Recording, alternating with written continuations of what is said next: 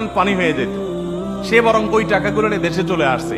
এরপর আমার সাথে একদিন দেখা হওয়ার পরে বলে, ভাই আল্লাহ সুবহানাহু ওয়া তাআলা আমাকে গর্তে পড়তে যাচ্ছিলাম, ধাক্কা মেরে মক্কা থেকে দেশে পাঠিয়ে দিয়েছে।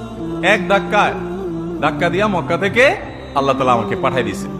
তো আপাত দৃষ্টিতে মনে হয়েছে যে তার সব বরবাদ হয়ে যাচ্ছে, কিন্তু সেখানে তার কল্যাণ নিহিত ছিল। এজন্য ইমানদার আল্লাহর ফয়সালাকে সবসময় মেনে নিবে।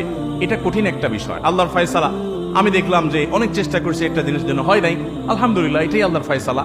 এটার প্রতি আমি ঈমান আনবো যে এর পেছনে আমার কল্যাণ আছে, এর মাধ্যমে ভাগ্য সুপ্রসন্ন হয়। আল্লাহ যেন আমাকে বলেন যে বান্দা কোনো হিসাব নিকাশ নাই, যাও তোমাকে দিয়ে দিলাম জান্নাত বিনা হিসাবে। আমরা সবাই চাই কি চাই না? একটা আমল করতে হবে, বলবো সে আমলটার নাম হলো সবর। সে আমলটার নাম কি ভাই? সবর। ইন্নামা ইউওয়াফাস সাবিরুনা আজরাহুম বিগাইরি হিসাব। আল্লাহ বলেছেন